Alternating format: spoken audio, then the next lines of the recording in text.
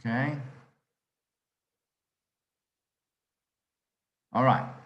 So there are quite a few other things to talk about the beam. That is, you can have the weak axis bending. It doesn't mean that you're going to use the y-axis to take the load in this direction like this, you know.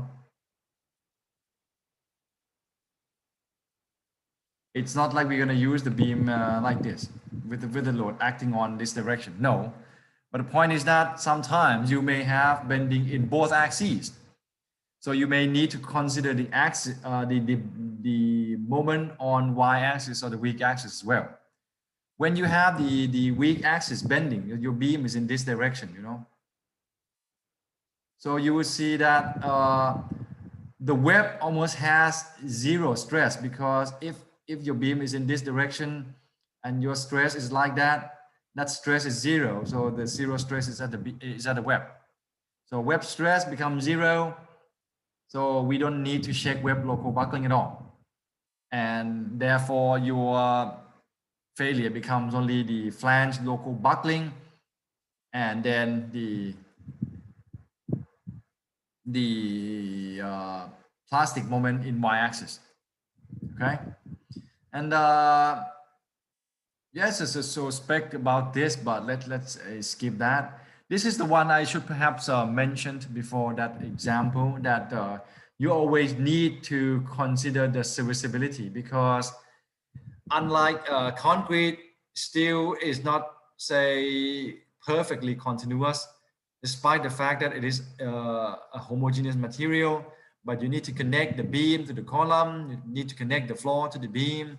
That's why we always need to consider the serviceability. Okay, first thing first, that you should always calculate displacement with service load, even though you design with LIFD. But the calculation of the serviceability is always done with service load, because we want to make sure that in terms of the deflection, the beam behaves elastically, and under elastic behavior, it is okay. Okay, and see, engineering judgment or project specification will determine how you are going to use your limit for displacement or the deflection. And like I said before, this is the common numbers that you can use. And these rules are empirical. It means that it's derived from experience or from the lab. It's not like everybody has a law that if you don't follow, you be illegal, you break the law or something like that. Okay. Now, there's another issue because, you know, it's not continuous, and because the material is strong, and sometimes we use the rather small section compared to the rigid section of other structures. So deflection can be an issue. And sometimes we can use the Precamber technique to help reduce the deflection of the steel beam. Now, what we can do is that you can always calculate the deflection due to date load. Okay, you can also know how much date load will cause deflection. And if you know that, and if you can calculate it correctly, you can sort of pre-camber your beam up to generate the upward deflection in the direction opposite to the actual deflection. And let's say this pre-camber, let's set this equal to the deflection caused by the date load. That means after you put the date load on the beam will be at zero level. So that means whatever the deflection you are going to have when you use when the beam is in the real use is going to be the deflection caused by the live load alone. That does help. Okay, but you need to make sure that if you are going to use the Precamber technique, it is allowed, and the construction that you use at that time will say accommodate the Precamber technique. Okay. Now, the one thing that we should talk: shear strength of the beam. Okay. Let me try not to put this into, you know, any mystery anymore, because generally you guys should know that when you learn the calculation of shear stress in mechanics of materials, you know that your shear stress looks like this. And the value here is VQ over IB, right? That's a shear stress. And this is true. But generally, this is what we call flexural shear, right? Do you know that? Ooh. Flexural shear. It's not direct shear. However, when we use the Y flange, you know, because the formula has the width in it, then you look at your Y flange, there's a large width at the flange and small width at the web. So when you calculate your shear stress, the stress distribution will come out like this. It will be very, very small in the flange because the B is big. And then once you jump into the web, the stress will go up dramatically. So this is the stress distribution, shear stress distribution in the edge section of the Y flange, meaning the majority of the shear is carried by the web. The flange is there to carry moment. Okay, and because the majority of the stress is here, we can easily assume that the web will carry the shear, and therefore we can use the area of the web right away to carry the shear. And the shear stress is roughly the shear itself divided by this area of the web, which is equal to the depth multiplied by the width of the web, or TW. So the area that will carry the shear will be DTW or AW. Okay? But shear stress has a relationship with the tensile stress. Remember that your stress-strain relationship here is for tension. So you need to relate the Fy to the shear stress. And the way we can relate is by using this relationship. Okay, that is von Mises criterion that you may get from more circle as well.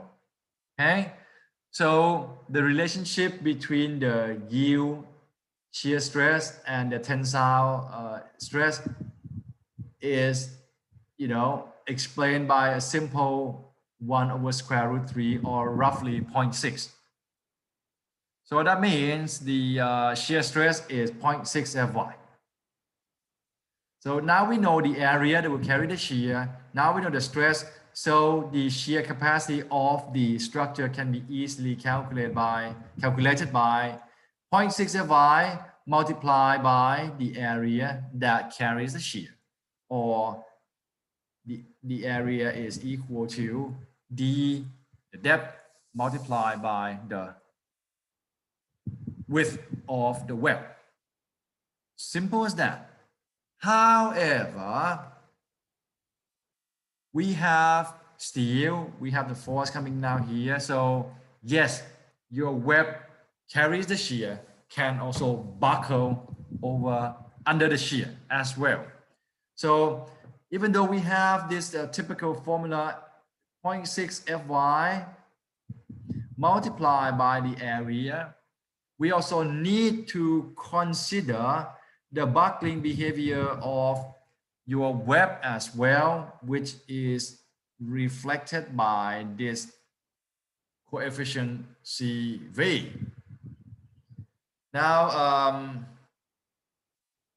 as usual, that's the nominal shear strength, and we use the typical reduction factor of 0.9 because it is yielding, and factor of safety is also 5 over 3. So what about this CV? Okay, generally, you know, CV depends on the slenderness ratio of your web. Now, when you check the slenderness ratio, again, is H over TW. Okay. But please always keep in mind that when you calculate the shear capacity, it is D. You use D for the calculation of the shear strength, but when you check the slenderness ratio, you check with the H. Okay, and the limit that we use is a little bit complicated. Okay, it involves another factor KV, but generally KV depends on how you are going to strengthen your web.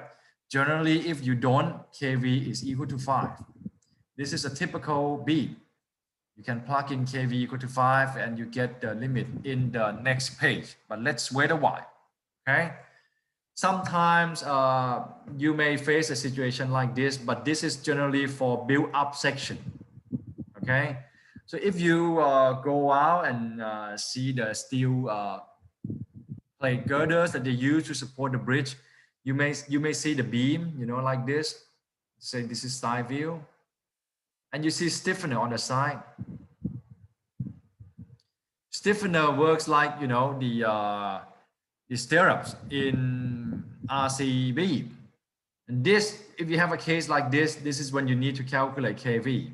Otherwise, in the typical use of the hot roll steel section, KV is 5. Okay, and let me tell you one more thing. For all hot roll section, after they check with KV equal to 5, which is the lowest value, if you have the stiffener to strengthen the web, CV should always be greater than 5. Okay, so for hot roll without any reinforcement, H over TW is always lower than this limit. So that means you can safely say that your CV is always equal to 1 for hot roll. So it's fair to say that if you go and look at some other folks design the steel beam, they always use the formula of 0.6 Fy and then dTW. Because for hot roll, CV is always equal to 1. CV will play an important role when you design the build-up section. Okay, so keep in mind that it's there, but for hot roll, it is equal to 1. So it's there, but it's not there. But if some of you guys will go on in your career and design some important steel beams, you may get to calculate your CV. Okay, and one more thing, let's go back here. So it's safe to say that you can use 0.6 Fy multiplied by the web area. This limit, excuse me, let's just get in the way a little bit, okay?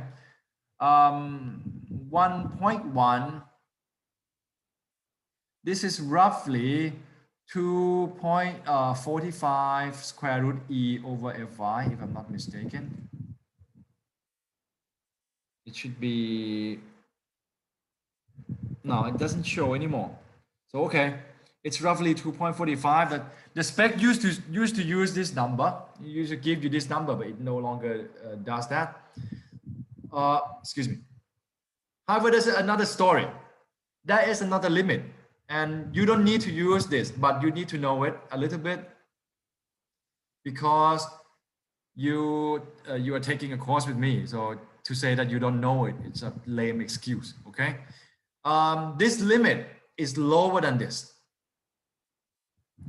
Generally, you can use this limit. You check if everything will pass. You can go on, design your beam to take care of the shear. Okay. So if, however, you want to go further, that is the limit that is lower than this. If you check your web and your limit, your slenderness ratio of the web is also lower than this limit, They say you can use reduction factor equal to 1 and factor of safety equal to 1.5. It's slightly confusing, so you don't have to do it, but you just need to know that something like this exists, okay? If you check your H over TW ratio and the number is 40, it's lower than this, and it's also lower than that. You may use factor of safety equal to 5 over 3 as usual, or you may use factor of safety equal to 1.5 to give you more strength because your web is so very thick. It's optional. You can use this, but you don't have to. You know why? Because long time ago, for no particular reason, you know, everything began with ASD, right? For no particular reason, they use factor of safety equal to 1.5 for shear. Everything else, they use 5 over 3. And for when the LIFD first came into existence, because they use the concept of the reduction factor. So even though no matter how sure you are with your structure, you should always reduce the nominal strength a little bit. You shouldn't go like full scale. I'm going to use everything. So in the beginning, for shear, LIFD, they use phi equal to 0.9. But ASD, they use factor of safety equal to 1.5. Do you recall the magic number of 1.5 that we used to talk about in the beginning of the class? Because there is a relationship on the load side, and 1.5 is a magic number, and there is also a relationship on the resistance side, and the magic number is also 1.5. So to have it differently like this, it means that LIFD is on the losing side because they use more punishment on the design. Can't believe that, you know, the AIC, they just full of great people, and then they missed this. So then they realize this later, and then they fix it. That's why they introduced this to sort of preserve the old thing. And now, if they are going to use the factor of safety 1.5, phi must be 1. It's not like, oh, I'm so sure I'm not going to reduce anything. But this is to be, you know, in consistency with what they had done before the new spec came out. Okay, but all in all, you know, in a nutshell, you can always use this one limit, and you can always use the typical factor of safety and phi. Nothing is wrong.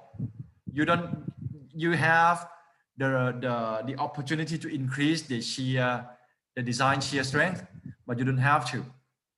Okay, so that's the issue. All right, is there any question about this?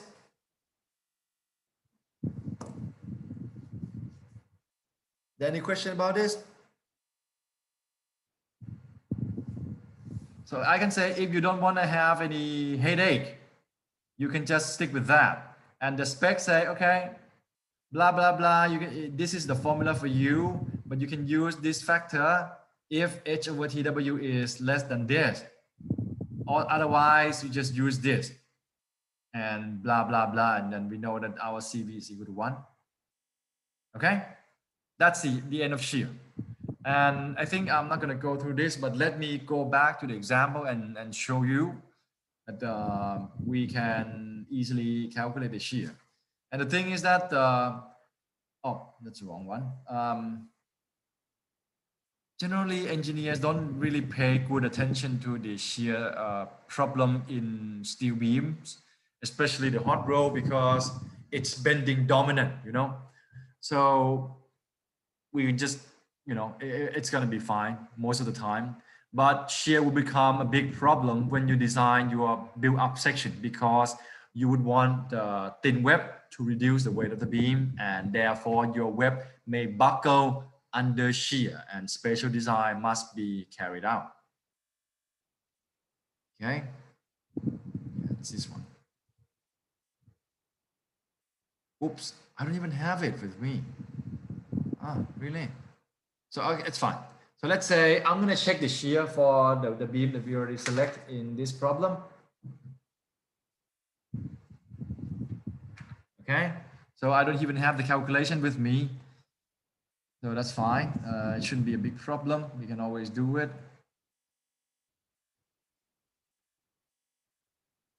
Okay, so let's check shear. Let's investigate the shear.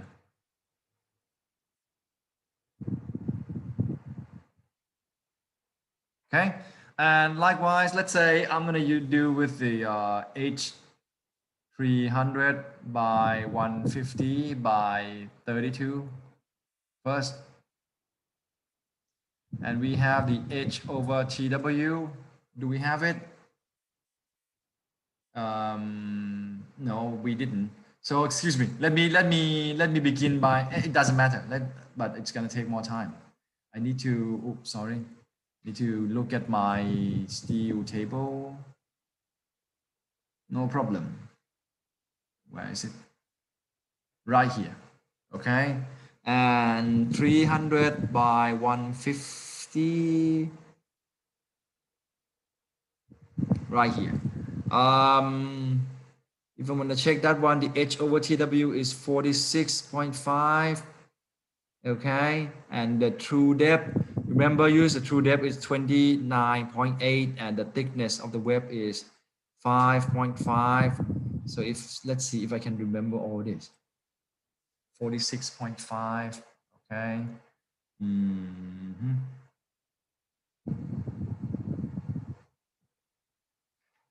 Oh, what's this?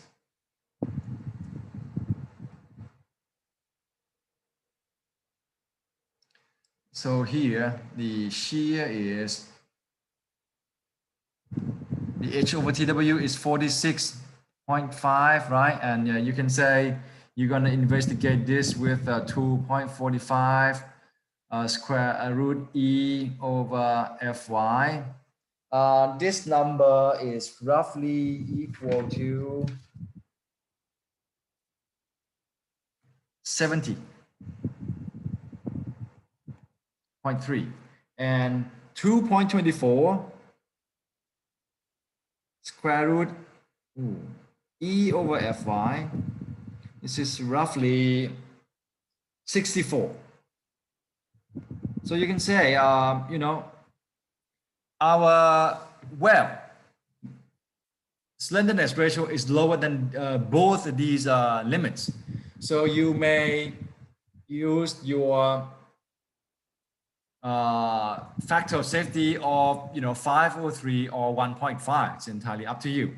So V nominal is therefore 0.6 Fy, 29.8 and 0.55. If I divide it by 1,000, I will get the shear. Okay, I don't have the number. 0.6 multiplied by 2,500. No, let's create 0.6 multiplied by 2.5 multiplied by 29.8 multiplied by 0.55. That's 14.8 tons. Okay. Let's say if I'm going, I don't care about this crazy limit. I'm going to use my typical factor of safety, 14.8 over 5 over 3.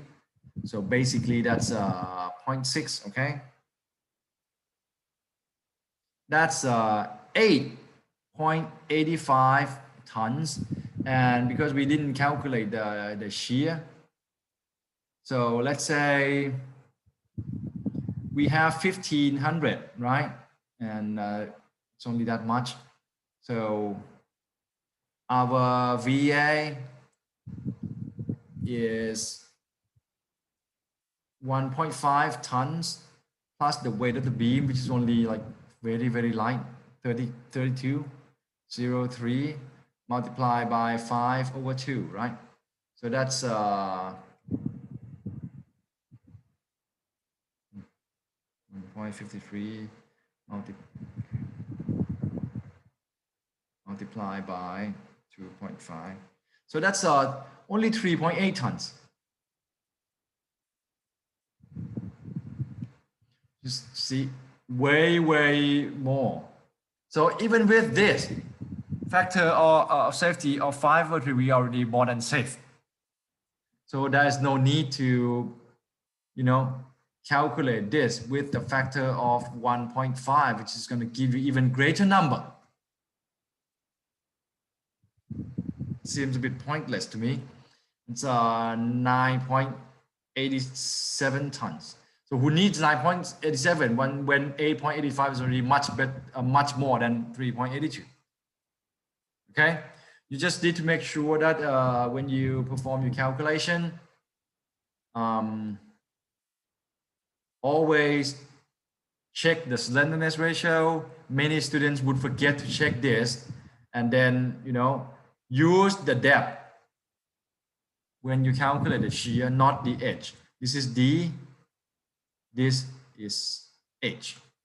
Okay, so then that's it. Another example will be just the same. Okay, is there any question? So that's a shear for you guys.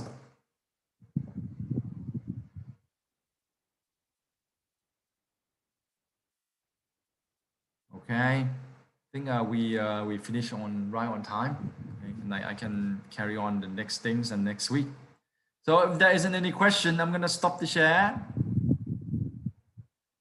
and I'm gonna stop the recording.